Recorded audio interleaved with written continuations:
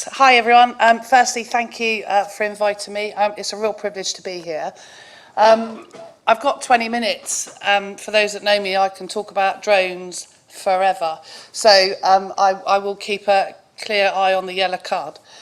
So I want to just be clear on the reason why I am so passionate about drones. And that's because back in 2018, I had a conversation with a frontline member of staff that came to me that used drones as a bit of a hobby. And at the time, I had a head of maintenance that had come into the business, and we went and asked him if we could have some drones. And if you haven't figured it out, it was Nick. So we went and asked Nick if we could try something. We went through a lot of rigmarole, but the key thing for me was this was somebody from the front line. So everything I'm going to talk to you about here and now is we do not do anything other than what's requested by engineers, section managers, team leaders, IMDMs and engineers within the maintenance organisation. Plus we use the drones for things like comms. So the other key thing to remember whilst I'm talking through this isn't about removing people from doing a task. This is about enabling people to do the job that we have them to do without putting themselves at risk. And that is the key thing for me. So this is our fleet. I call it my fleet. It's not. I don't fly a drone, but we have many drones. We are currently in the proof of concept, and some people say to me, 4 years. It's 4 years for a reason. Technology moves on every single day. There are new drones out every single day of the week. And what we're trying to prove at the moment is, what is it we actually need as a business to enable us to do that task? So the drones you see on here, a little bit of a background. Some of them are for, somebody mentioned Lidar earlier on, so we do Lidar. We do 4D modelling, 3D modelling, we do mapping. The funny looking flyability Elios 2, we have one in the country which some people would like to take from us. It has the capability of flying in confined spaces like tunnels and under bridges. We have drones that are able to fly over people. So the important thing to remember about the different drones that we have is it's not necessarily the drone you are looking for. It's what the drone can carry. So we have different cameras that go on the drones, and to be able to carry those particular cameras, the drone has to have the capability to carry those cameras. I'm not going to go through everything, but the simple thing here is we are able to do everything with the drone that doesn't require anybody to physically touch, anything that's tactile. So we do anything from using the asset management process, so AMP for new projects, surveys. We do basic visual inspections of S&C. We can do overhead line inspections. We have thermal imagery. We have DMP asset inspections. So this is something that enables the drones to go and have a look at the asset. The zoom on the cameras that we have enables it to zoom in while it's live feed. We have a system called Teradek, which enables the teams to be able to see the drone live. For those that didn't know, we've just opened the Elizabeth line on Monday and Tuesday this week. The footage that you see over the TV is my wonderful drone team. We were able to record it coming out of the COS, the Central Operating Section. So we were able to use the drones to be able to film all of this, especially in areas where there are no-fly zones that we have managed to put ourselves in. So we run on an operating standard in line with the Civil Aviation Authority. We have James Hall, who is our National Drone Manager. We have Ricky Carmichael, who heads up the Air Ops, and we work in conjunction with the Operations Manual. So what we can and are able to do is allow our drones in spaces where our people can't get to. Access is a massive thing. What I try and tell everyone when we're talking about drones are not the answer to all the problems. What they are able to do is give you a live feed. So we use our drones for incident response. So a classic example, one that I talk about but I don't put pictures up of, was an incident at Wootton Bassett with an incursion, an animal incursion, where we had cows on the line. Now, normally what happens is we send a group of people out there, we run around trying to find out who the farmer is. We were able to put the drone up in the air, identify the cows by the yellow tag on their ears, and we were able to identify who those animals belong to. When we have trespassers on the line, the drone, if you know through the operations element, you have to caution trains to make sure there's no trespasser there. We are able to put the drone up in the air so that we can actually give that response time quicker. This is all done with the teams. So everything we do, including the BVIs. So when we go out to do a BVI, the patroller that is actually used to do that with 3 lookouts actually sits in a very comfortable vehicle looking at a significant sized TV screen, and the drone operator will fly the section as per the patrolling diagram, and they will be able to ask the drone operator to either stop, zoom in, go back, and that footage is then put onto a SharePoint. That stays there. So they are able to view that whenever they like. We have found cracked IRJs, we have found problems with the infrastructure just by doing general inspections out on track with the drone and the patroller. Some pictures. So I won't take you through all of these, but I think some of the things that we do, the BVIs, vegetation is a massive thing.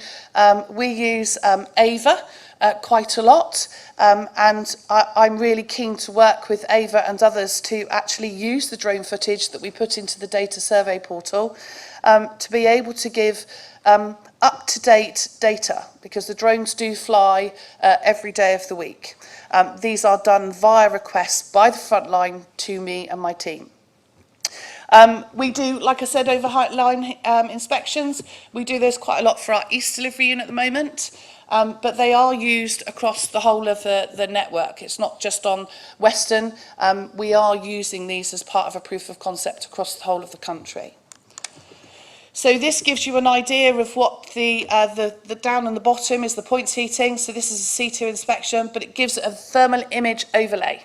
So where you have the points heating set to a certain temperature, you can set the controllers to show a certain temperature, and if it comes up a different colour, you know that it has reached that point of intervention, which is really good, because normally when you go out to do points exams or you're going out to do this type of inspection, you actually go out there in the old way, if you like, with a person. It would be red zone, and it would be people in a set of points, physically looking at that, taking strips off, putting thermometers on there. So this prevents that from happening. We are doing landslides, we are doing embankments. The Lidar, the 4D mapping and the 3D modelling is priceless for our engineers, especially when it comes to bank slips, etc., especially in locations that you can't get to unless you have a possession or a line blockage. This just proves to be really difficult. So this is just a Lidar image. So this was taken down in Devon, where we were having significant issues. We were specifically asked to go and do certain things, and like I said, this was from the engineers, or the asset engineer management team. So that is not somebody underneath the train that shouldn't be there. That is an engineer. This was the incursion I was telling you about at Wootton Bassett. And this was for us to be able to see what was going on, and with our terror deck giving a live feed to the control. So with the opening of the Elizabeth line on Monday and Tuesday, I sent a link out to a certain amount of people. When they clicked on there, they were able to see what the drone pilot was actually seeing themselves. And we were using airwave technology so that the pilots were able to talk directly to the control, so if they have specific things.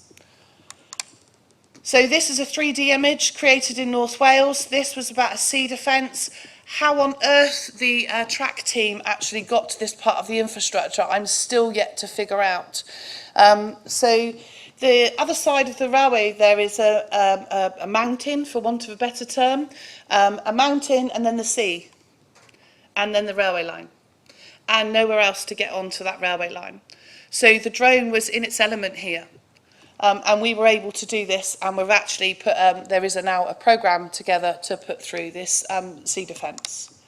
So level crossing signage and vegetation inspections, this is really key. You know, people were going out on their own doing this. This enables them to actually be with the drone operator and look at it collectively together. This is my last slide. I don't know whether it's going to work or not. It is a video, but this was just to try and give an idea of how the drone comes into its own. So this was following a significant major storm that knocked pretty much everything out. These were the guys that were actually fixing the problem. And again, the engineer was on the ground in a van, watching on a TV monitor exactly what the drone operator was seeing, and enabled them to make really reactive, quick decisions just simply by having that drone as the additional tool to stop them going into dangerous locations and areas. And the clear thing for me about all of this is, this is about keeping people away from danger and putting people at risk. So the drones for me are a no-brainer. I think that they should be used widely. The other side of this is all our drone operators are volunteers. They are frontline people.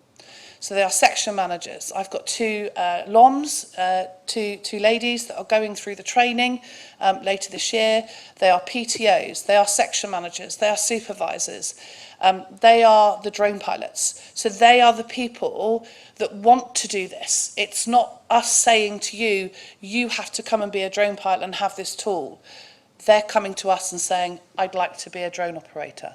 And for me, that enables them then to have the right tools to do the job that they need to. So I'm just going to see, it might not work. Oh, it does.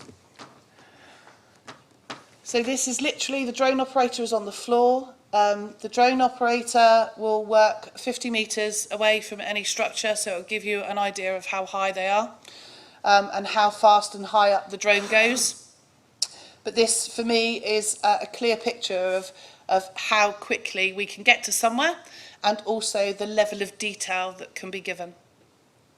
So once that's finished playing, I think I've finished ahead of time. No overrun.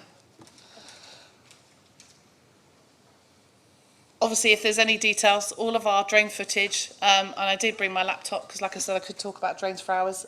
If anybody wants to have any specific footage, points heating, anything, I've got pretty much everything and anything that covers everything we do with the drone. That's me.